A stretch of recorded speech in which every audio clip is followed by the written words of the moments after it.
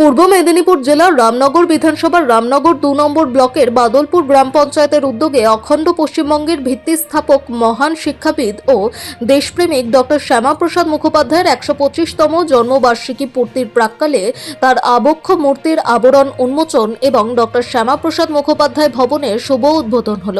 সাড়ম্বরে উদ্বোধন অনুষ্ঠানে উপস্থিত হয়ে সাংবাদিকদের মুখোমুখি হলেন রামনগর বিধানসভা কেন্দ্রের বিধায়ক ডক্টর চন্দ্রশেখর মণ্ডল।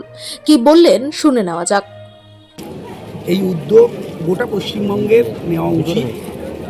এতদিন অর্ধসত্য মিথ্যা ইতিহাস বাঙালিকে পড়িয়েছে প্রথমে কংগ্রেস সরকার এবং তারপরে বামফ্রন্ট সরকার।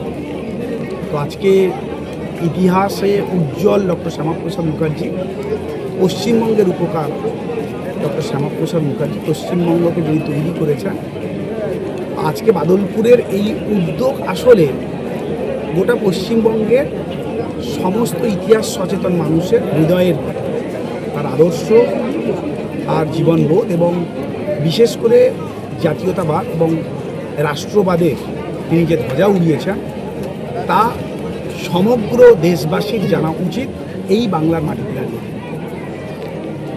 স্যার, যেখানে দেখা যাচ্ছে এই বৃষ্টির মধ্যে বিভিন্ন এলাকা থেকে মানুষজন এসে এই অনুষ্ঠানটাকে তুলে ধরলেন, এলাকার পঞ্চায়েতের এলাকার মানুষদেরকে তুলে ধরলেন।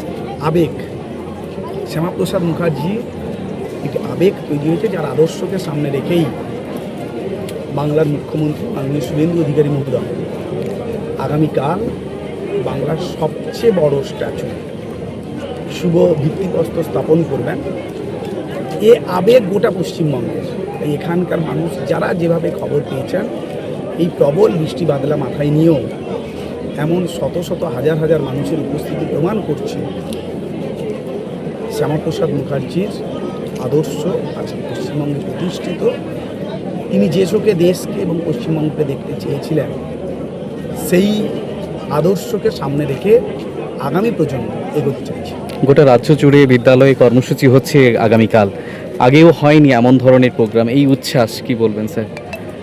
ইতিহাসকে সত্যকে কিছু সময় ধরে অবদমিত করা যায়, তাকে মেরে ফেলা যেত। শ্যামাপ্রসাদ মুখার্জি বাংলার ইতিহাসে তার একটি জ্বলন্ত নিশান হয়ে গেল।